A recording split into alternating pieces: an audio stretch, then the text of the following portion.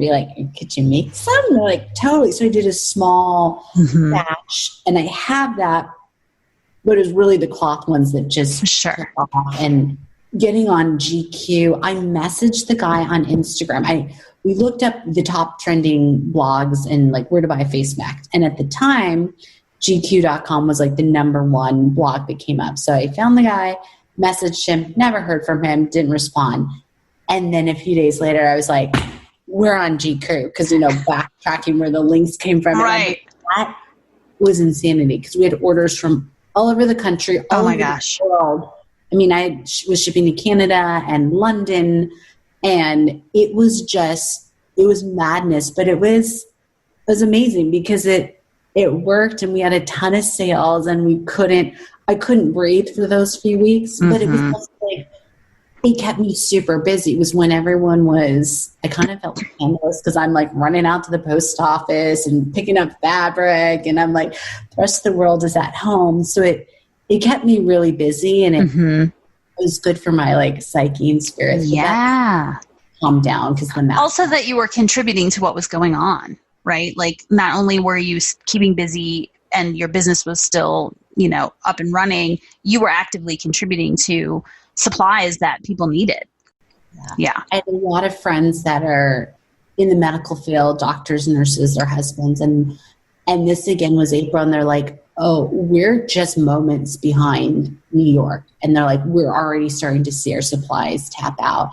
And friends that were nurses were saying, yeah, we're reusing our N95s. We're willing to take cloth ones. And then you're like, this is hitting home in our own backyard. This is pretty scary and real. So to know that I'm like, well, if we can like provide to the general public, like here, buy a cloth mask, leave the stuff for the healthcare professionals, and step in with a product that, is really needed. So it was wild, Cammie. Are you still selling masks? Like, are you still actively? I have them up, but it's totally, I think the market's saturated, and you can find them everywhere. And the need is, and CJ and I knew, we're like, this is a limited time thing, but hit it and write it hard. And it was amazing. And then now, towards the end of the year, it's not been drastic, but I'm seeing my resorts come back, and they place small orders before Christmas. And then I had individual sales and opened up a couple new accounts. And so that industry is slowly, again, I don't think it's going to be a spike, but like a slow climb. Open up. They're like, okay, we want to bring you back in. And I was like, that's my love. And I want to continue going forward with that and picking up hospitality accounts this year, and hopefully we get the vaccine. And this becomes a calmer side. Get into getting some business done, right? So besides, is your focus still going to be bags? Is there anything else in 2021 or in the next couple of years that you have in your higher level vision of creative projects that you want to move into? What's that look like? I would love to, and I feel like this is perfect, like put out in the universe,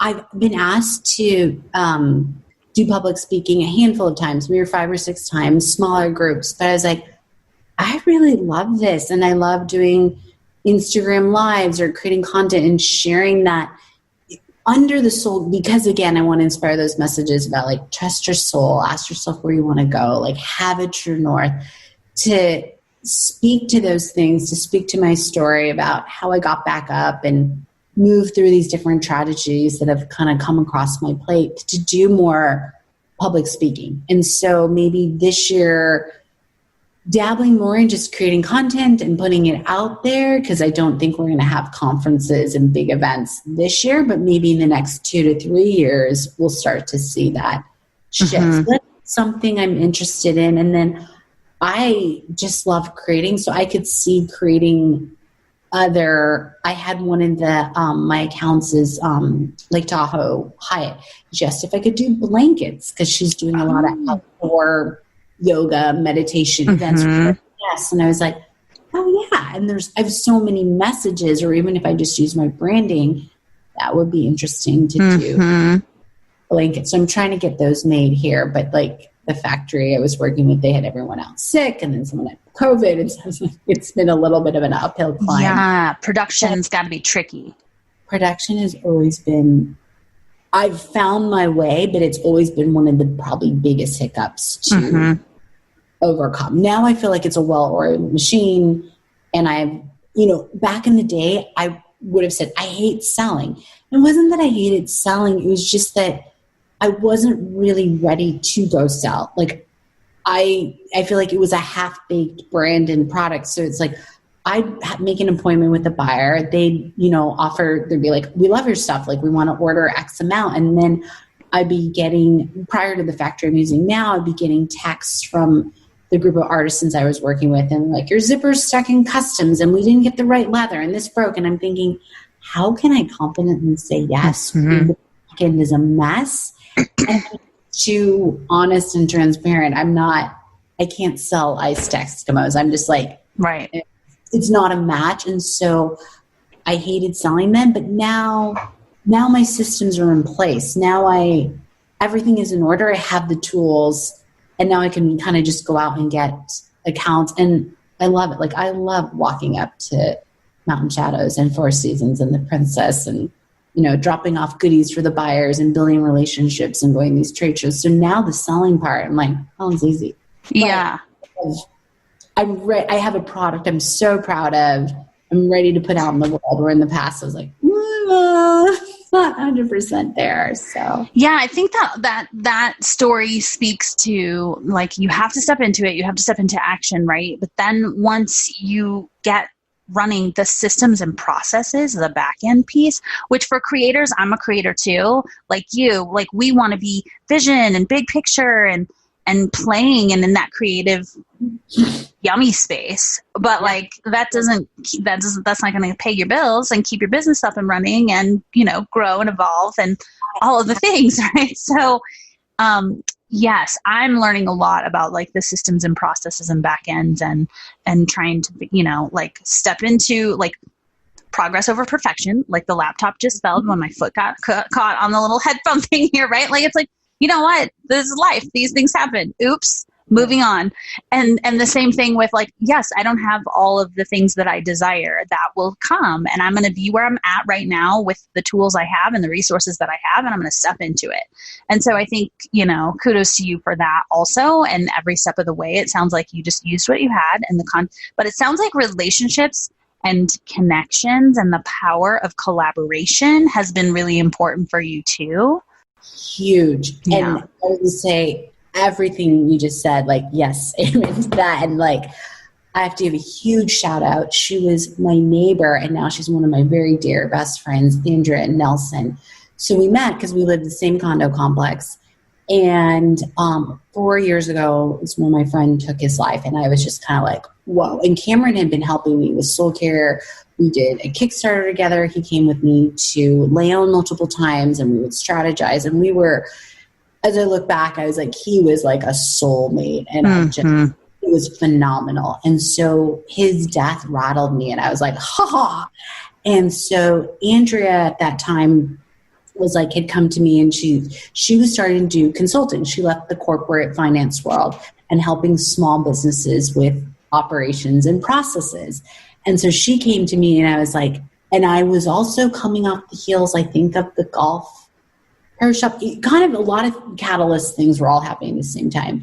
And so we sat down and she is an angel and phenomenal. And on the back end, it was just things like, well, Jen, why are you doing this way? You're like replicating 3 different processes. And her thing was called Streamline Solutions. And in a nutshell, that's what she did. It was just like, whoosh.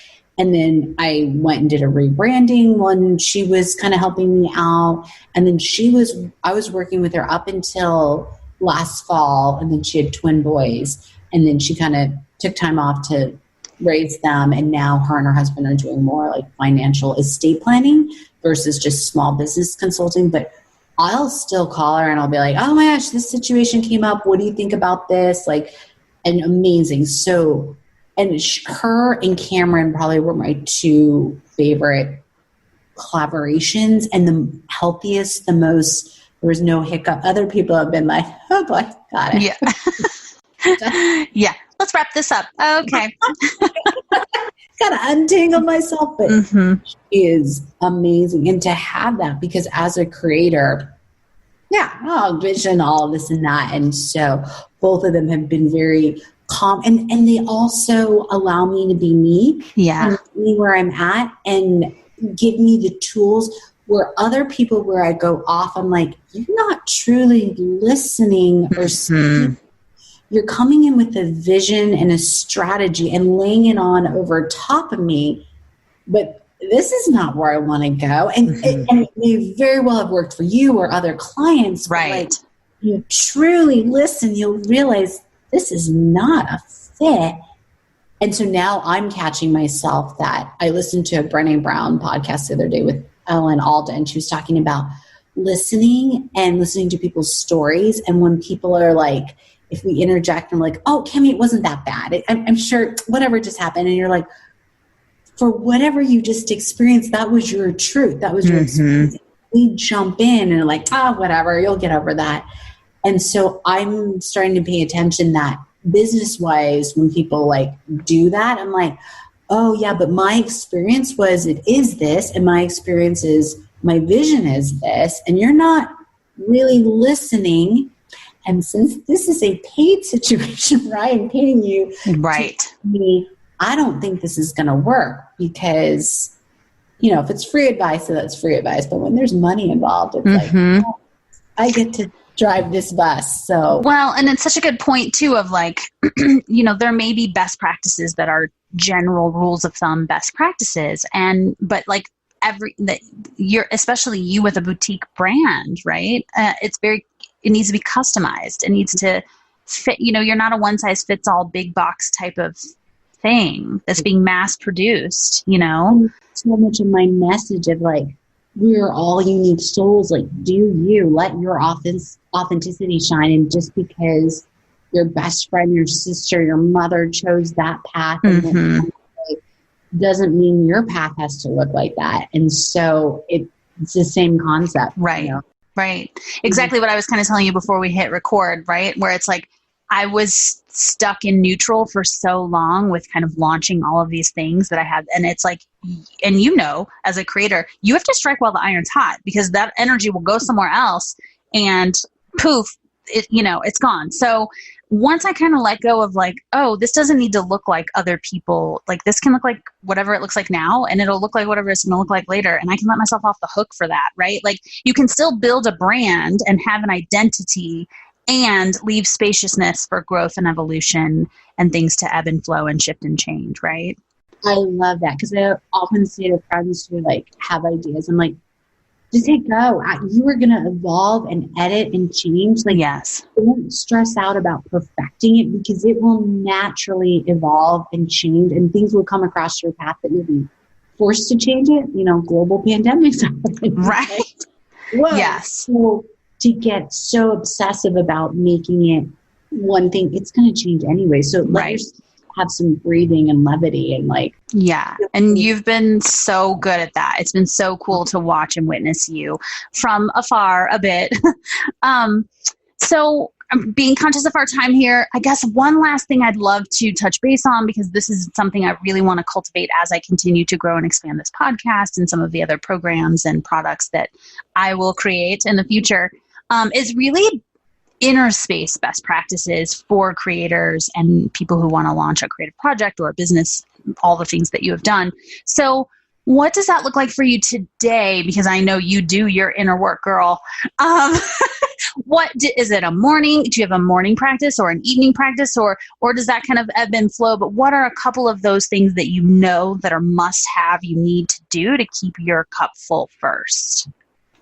I can't say this is a long practice, but the past couple weeks, earlier last year, I had a little bit of a breakup, and it was a real heart wrencher. And so I've been trying to like meditate, like light a candle, meditate, and each day be like, can I do 5 more breaths? And that's been helpful. That's only been since like Christmas. So I always want to say I'm a meditator, but it's been more like working out. Pre-COVID, it was like I had to go to spin, and spin was my thing. Now with COVID, my studio's closed down, so I'll go on long walks.